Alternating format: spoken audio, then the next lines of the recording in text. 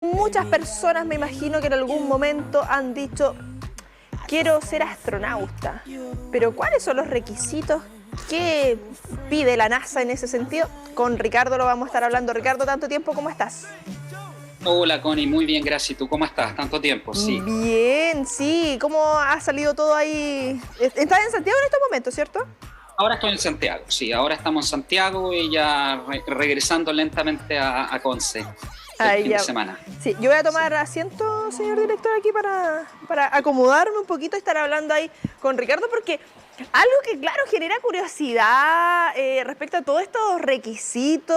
Hablamos de una de las profesiones que asumo cuando se es niño, ya que estamos en el mes del niño y la niña, la más nombrada, y como quiero ser astronauta. ¿Qué tantas posibilidades tenemos de llegar a hacerlo?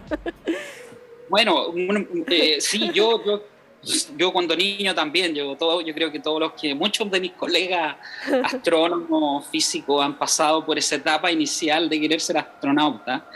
Ya a esta altura uno ya se da cuenta, en mi caso personal, no voy a hablar por mis otros colegas, pero en mi caso personal ya no hay caso, yo creo que pueda ser astronauta. Y como en algún minuto vi que era muy difícil, bueno, voy a ser astrónomo, así que me dediqué siempre al tema espacial. Pero ser astronauta, bueno, es una profesión fascinante, súper interesante, súper entretenida, pero también es bastante riesgosa, ¿ya? Sí. Y las personas que llegan a ser astronautas necesitan tener no solamente experiencias, conocimientos, ¿ya?, sino que ciertas cualidades que son muy fundamentales y que muchas veces la gente no sabe que son parte de los requerimientos, ¿ya? Uno se queda mucho con esto de la condición médica, que tiene que tener muy buena salud, que hay que pasar exámenes escritos, pero para ser astronauta, y esto va en el proceso de selección, se necesitan personas que, por ejemplo, sepan reaccionar muy bien ante situaciones de mucho estrés. Tienen que ser personas que sepan recibir órdenes y seguir órdenes, ¿ya? Pero también tienen que ser personas capaces al mismo tiempo de tomar el liderazgo, de dar las órdenes y poder, digamos, aportar a lo que se está tratando de realizar en una misión. Entonces, estamos hablando de características que van más allá de ser muy bueno en matemática o en ciencia, sino que son cosas más bien personales, de la actitud de la persona, cómo se enfrenta ante situaciones de estrés y de peligro.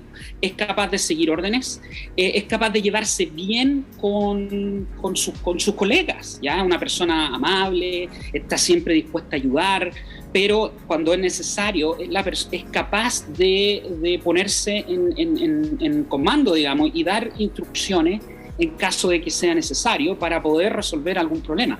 Todas esas son características que se buscan y las pruebas de selección están diseñadas para encontrar esas personas con esas características antes de ser seleccionadas como astronautas. Sí, lo que significa, como tú señalas, la salud mental. Hay algo que constantemente uno puede ir viendo en películas, ya sea de ficción o documental, las preparaciones físicas en cuanto a la salud, en cuanto a lo que significa, claramente, de hecho sale hasta en un capítulo de Los Simpsons, cuando Homero es astronauta, que lo dan vuelta como en una centrífuga, si resiste o no resiste. Hay cosas que, claro, se pueden ir trabajando, se puede ir estudiando, se puede ir capacitando dentro de lo intelectual, y otras cosas que simplemente quizá el cuerpo no da, como la estatura, o sea, es lo que tenemos nomás.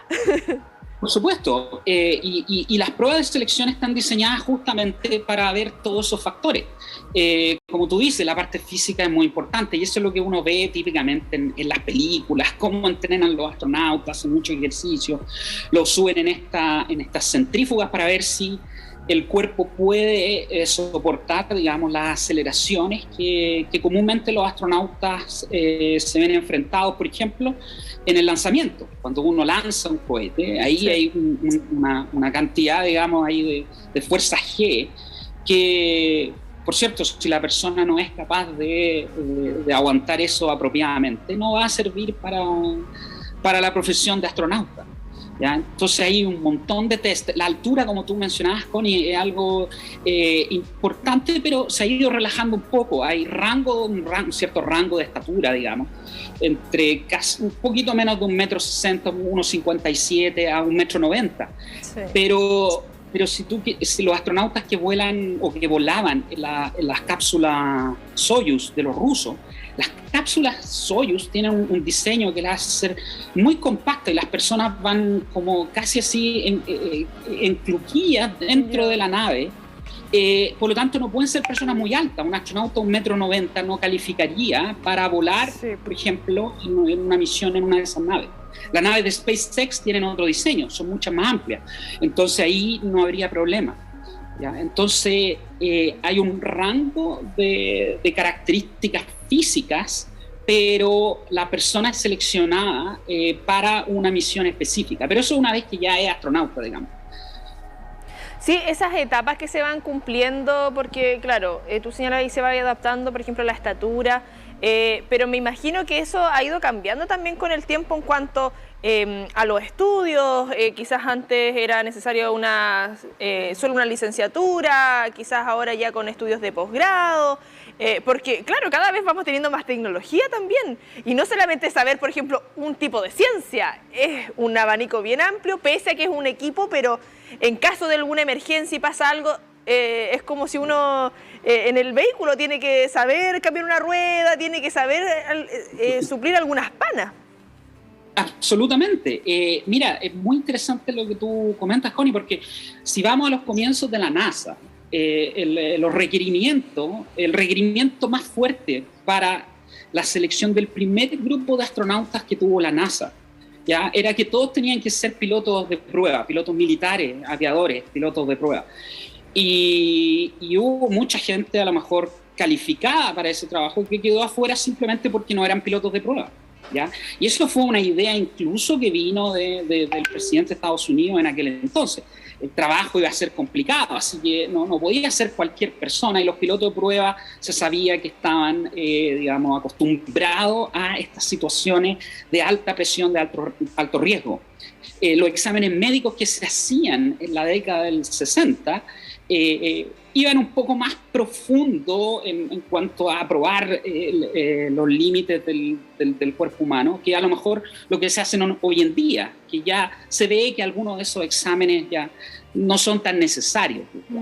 Entonces, el proceso de selección ha ido evolucionando.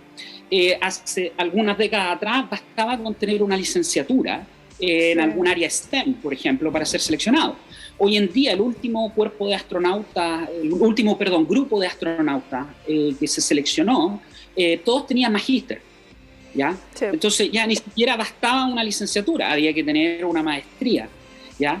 Y por cierto, si alguien tiene un doctorado, eso es un plus, eso ayuda aún más. Entonces, los requerimientos de selección han ido cambiando. Y ahora hay que tener presente misiones de larga duración si se quiere ir a la Luna y vivir en la Luna, y sobre todo si se quiere hacer un viaje a Marte.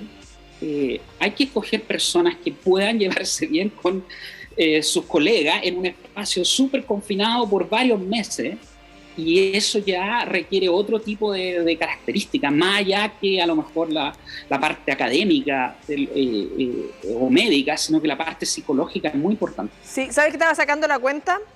¿Qué edad tenía Neil Armstrong cuando llegó a la Luna? 39 años. Porque 38. Lo cumplía, sí, pues, es de agosto él. A punto. Sí. Exacto. Pero a lo que voy, el promedio de edad también, porque tú estabas hablando que tiene que tener los estudios, tiene que haber un poquito de experiencia, a más edad también hay mayores riesgos propios de cómo va avanzando el tiempo en el cuerpo humano también. Me imagino que dentro de eso tiene que ser un factor importante. Mira, curiosamente no hay una restricción de edad explícita. De hecho, hace ya varios años, eso sí, el senador John Glenn, que fue el primer estadounidense que orbitó la Tierra, que fue en el año 62 por ahí, él voló en el transbordador espacial y ya tenía, no sé, unos 70 años, una cosa así, no recuerdo exactamente su edad, pero, o 60 y algo, ¿ya? Pero ya era una persona que es considerada de bastante edad. Claro. Si consideramos el promedio de edad de los astronautas hoy en día, que es 35 años por allí, él era ya bastante viejito, por decirlo de alguna manera. Pero pudo hacer el viaje perfectamente. No hay requisitos de edad estrictos, pero la edad promedio hoy en día es como más o menos los 35 años. Y hay astronautas muy experimentados que si todavía están en condiciones de volar y aun cuando necesiten, por ejemplo, lentes, porque sin lentes no ven muy bien, igual pueden ser seleccionados para misiones. Uno de los requerimientos en ese sentido de la NASA es que la visión tiene que ser corregida, ya sea por lentes o por procedimientos quirúrgicos, ¿ya? Si es corregible, no hay problema. Si no es corregible, queda fuera, por cierto. Pero la edad no es un factor. Sí, bueno, lo que ocurre con estos temas y muchas veces, claro, lo vemos como algo lejano dentro de, bueno, nuestro país, pero en general, lo que ocurre o cómo se va, no sé si monopolizar, como, claro, solamente estadounidense, porque la NASA es... Lo que tengo entendido es pueden haber más astronautas, no solamente de la NASA es como lo que más conocemos, solamente salen astronautas desde la NASA. No, a ver, está la NASA por el lado de Estados Unidos, está Roscosmos por el lado de Rusia, ya. Me imagino la Agencia Espacial China por el lado de los chinos, hay varias agencias espaciales, o no necesariamente una agencia, pero ciertos programas, digamos, donde entrenan a sus propios astronautas. En el caso, para ser un astronauta propiamente de la NASA, se necesita ser ciudadano estadounidense, ¿ya? Si no es ciudadano estadounidense, no se puede ser un astronauta de la NASA, digamos, propiamente tal. Pero la NASA recibe astronautas extranjeros y vuelan con ellos también. Tenemos casos de incluso astronautas rusos, japoneses, por cierto, italianos, ¿ya? Pero ellos son seleccionados por sus respectivos países, ¿ya? Y esos respectivos países tienen que, por cierto, invertir lo que es necesario en la preparación de estos astronautas para que después puedan ir al espacio, ¿ya? Entonces la NASA, por supuesto, los recibe, los acoge, van en las misiones con ellos, pero digamos, el esfuerzo ahí tiene que hacerlo el país, digamos, de origen, digamos, de ese astronauta. Astronautas se llaman en Estados Unidos, cosmonautas se llaman en Rusia, taikonautas le llaman en China, tienen distintos nombres, pero son todo lo mismo, digamos, o sea, hacen esencialmente lo mismo. Ay, mira, no sabía eso, me gusta. Sí. Curioso, lo que ocurre también, si bien es algo que todos en algún momento quizás lo dijimos de pequeñito, de quiero ser astronauta, pero llegando ya a la edad adulta y como tú señalabas, hay cosas que se van perfeccionando, se va capacitando, no es como que haya una cosa desde pequeño, hay formaciones, de chiquitito, no. Puede ser ahí que dentro de su estudio de licenciatura decide ahí formarse para ser astronauta, no es algo como que venga una carrera, por ejemplo, desde los 15 años, que se ingresa ahí y te capacitan desde temprana edad. No, claro, uno tiene que partir con eso de la vocación y uno tiene que, por cierto, entender qué es lo que se necesita para poder entrar al proceso de selección, y uno sabiendo eso desde pequeño se puede ir formando. En Estados Unidos existe lo que se llama el campo espacial, ¿ya? Que es toda una institución donde hacen trabajos con gente con jóvenes y también niños muy pequeños, donde hacen como escuelas de verano, y no sé si eso es durante todo el año, donde hacen escuelas, talleres, donde a ellos los van preparando y pueden hacer previamente, sí. Exacto, entonces ellos van aprendiendo ya un poco, jugando a ser astronautas, cómo ir preparándose en esto. ¿Ya? Después uno va y dice, ok, quiero ser astronauta, yo me voy a dedicar a lo mejor a alguna disciplina STEM, ¿ya? Y después va a tener una licenciatura y después va a tener un magíster, por ejemplo. Hay otros que les encanta volar y se van a ir por el lado de la aviación militar, ¿ya? Entonces, ya sea cumplen con ciertos requisitos en la parte académica o cumplen con ciertos requisitos como número, no sé cuántos miles de horas de vuelo tienen que tener en aviones militares para poder cumplir con ese requisito mínimo también para poder ser astronauta. Entonces, se puede ir por el lado de la aviación, se puede ir por el lado de la academia, pero algo que hay que decir es que muchas de estas personas que llegan a ser astronautas sacrifican, en el caso de los científicos, tienen que sacrificar su carrera científica por ser astronauta.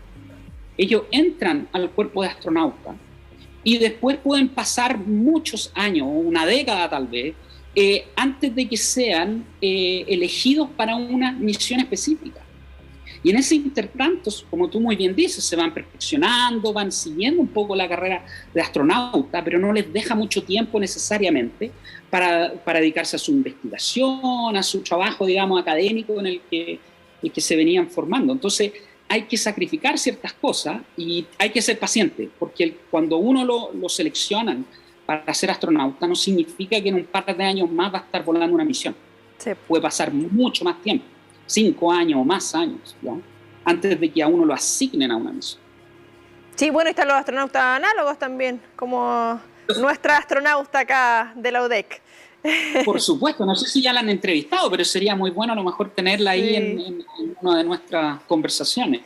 Sí, a ver, ¿cuándo fue la última vez que la entrevistamos? Hicimos, creo que para el Día de la Mujer hicimos como un especial, bueno, en general de lo que es las STEM. Y ahí para aclarar también el término que a veces uno como que lo va mencionando, ciencia, tecnología, ingeniería y matemática y con su sigla en inglés. Así que podríamos generar ahí un vínculo para poder ir conversando respecto a eso y lo que significa también ser un astronauta análogo desde la otra vereda ahí como más con las perillas, como se dice. Así es, no, y Tatiana explica súper bien todo, Tatiana López explica todo súper bien y tiene una gran cantidad de experiencia. Ahora creo que ya están próximos, creo, a realizar una de estas misiones ya. Se estaba entrenando el año pasado para uno. Sí, ahí se estaban con el equipo y todo así. Yo creo que es momento sí ahí de hacer una baja ahí con Tatiana López. Tenemos novedades no solamente respecto a lo que ocurre en estos requisitos respecto para ser astronauta, Ricardo, sino además lo que nos ha dejado el James Webb. Tenemos noticias buenas y tenemos noticias malas, aquí como que las dos caras del James Webb. Bueno, ni tan malas. Pero como que generó susto. Sí, es algo que se sabía que iba a ocurrir. Lo que no se sabía mucho y que sorprendió tal vez fue un poco el tamaño de estos micrometeoritos que ya hemos hablado en capítulos anteriores de nuestras conversaciones de día jueves. Uh-huh. Ahora entendemos bien esto del tema de los restos que quedan de la formación del sistema solar. Entre ellos hay muchos de estos granos ahí de rocoso, digamos, que son estos micrometeoritos, y que obviamente el telescopio, ahí vemos una imagen, el telescopio está totalmente abierto, ¿ya? El espejo, que son esos 18 segmentos, sí, ¿ya? Está totalmente ahí expuesto al ambiente espacial. Entonces lo que ocurrió fue que un micrometeorito, meteorito un poco más grande de lo que se esperaba, y creo que no fue solamente uno, fueron unos poquitos, al menos uno impactó uno de estos segmentos y ocasionó, digamos, ahí vemos en la animación, uh-huh, ocasiona un daño que no es corregible, no es reparable el daño en ese segmento, pero sí es corregible al utilizar todos los demás segmentos del espejo. Por lo tanto, ese impacto no se nota en las imágenes del telescopio, que hemos visto que son realmente extraordinarias. Sí. Así que por ahora no nos tenemos que preocupar mucho de eso. Yeah. La pregunta es si es que hay más de estos micrometeoritos más o menos grandes, ¿cuántos más podrían impactar? ¿Cuánto más daño podría irse acumulando? ¿En qué cantidad de tiempo? Y eso podría a lo mejor acortar un poco el tiempo de vida estimado del telescopio. ¿Cuántos años son? Como 20 años, ¿cierto? 20 años. 20 años. La expectativa inicial era menos, pero creo que el lanzamiento fue tan exitoso que ahorraron harto combustible y ahora se estima más o menos en unos 20 años. Ahora, si estos micrometeoritos hay más de este tamaño, hay más de los que se espera, y que impactan, eso podría empezar a ocasionar daños, digamos, que ya a lo mejor no puedan ser corregibles. Pero eso no lo sabemos, eso todavía está en estudio, no hay nada establecido al respecto. Por ahora sabemos que uno de esos segmentos se dañó, pero que el telescopio, dado su diseño, los demás segmentos trabajan para borrar, digamos, ese desperfecto, y nos está entregando imágenes extraordinaria, como una de las imágenes ahí que vamos a ver más adelante. Sí, antes de pasar al otro tema, Ricardo, algo que, mira, a donde dijimos que dura 20 años aproximadamente, no sé si, creo que no lo hemos abordado. ¿Qué va a pasar después con el James Webb? ¿Va a quedar ahí como basura espacial? Eso es lo que típicamente ocurre. ¿Queda ahí dando vueltas? Va a quedar ahí, probablemente va a decaer un poco en su órbita, y ahí habría que ver qué es lo que ocurre. En el caso de los telescopios que tenemos, o de los satélites, sí, muchos satélites que tenemos en órbita, una vez que cumplen su misión, quedan ahí, ¿ya? Y quedan a la deriva. Entonces, sí, cuando están cerca de la Tierra, la atmósfera es casi nada, pero todavía hay un poquitito de atmósfera a esa altura. Entonces, el telescopio se va frenando paulatinamente. Y si ya no tiene combustible para reposicionarse, esos telescopios, esos satélites empiezan a perder energía y empiezan a acercarse y caer hacia la Tierra. En este caso, el James Webb está bien lejos, está a 1,5 millones de kilómetros, más allá de lo que está la Luna. Y habría que ver qué es lo que ocurre con esa órbita, ¿ya? Por lo menos está en uno de los puntos de Lagrange, que se llama, que es un punto más o menos estable, está girando alrededor de ese punto de Lagrange, así que sí es lo suficientemente estable y no recibe algún golpe para fuerte, no asustarse ahí tampoco respecto a eso. Pero mientras tanto queda harto ahí para varios años para ir hablando y viendo imágenes como las que nos entrega actualmente, porque y me gusta también eso que van dosificando esta información, porque yo creo, así como mi teoría, ¿no? Ellos tienen ya esto hace rato y como que lo van mostrando de a poco, así como ya vamos ahí sorprendiendo. Es mi teoría, no tengo pruebas, pero tampoco tengo dudas. Esa es la idea, bueno, y nos da también material también de conversación, y la gente mantenerla, digamos, con toda esta... Exacto, justamente. Y ahí vemos una hermosa imagen que captó el telescopio, la galaxia rueda de carro, el Cartwheel Galaxy, y que ya hemos hablado de esto también en episodios anteriores, de estos choques de galaxias. Esa galaxia que está ahí, que es como una rueda de una carreta, es el producto justamente de un choque de una galaxia menor con una galaxia espiral. Entonces, la galaxia espiral recibe este cuerpo que lo impacta, y el efecto gravitacional es como cuando uno arroja una piedra en una piscina o en un lago, y se producen estas ondas. En este caso, estas son ondas gravitacionales que se propagan dentro de la galaxia y producen estas estructuras de anillo.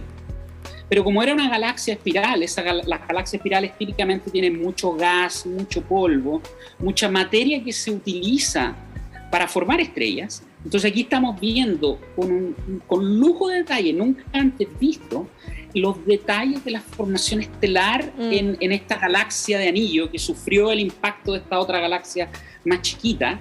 Y el James Webb nos está mostrando cómo está justamente diseñado para eso, para estudiar en el infrarrojo los procesos de formación estelar, donde hay polvo. Aquí estamos viendo, yo vi un poco más en detalle la imagen, y es realmente impresionante. Y esta imagen que nos regala el telescopio, hasta ahora nos deja tranquilos que ese impacto, digamos, de ese micrometeorito no ha frenado en nada las capacidades de... Nos llega, acá estamos hablando imágenes 4K, o sí, más de 4K. Sí. No, y ahí vemos en otra, no sé si esa es una galaxia parecida, sino es la misma en otras longitudes de onda, pero es muy hermosa. Estas galaxias no son muy comunes porque se requieren justamente este choque preciso de una galaxia que pasa por el centro de otra más grande para formar Me gustan estas galaxias. Quedan como para protectores de pantalla. Justamente, sí. Sí. Y me parece que es la misma galaxia, pero vista con otros filtros. Sí, con ¿ya? otras Entonces, tonalidades. exacto, se ve otro color. James Webb nos muestra este panorama fantástico donde vemos todos esos colores rosaditos, donde está ahí el polvo y mucha formación estelar.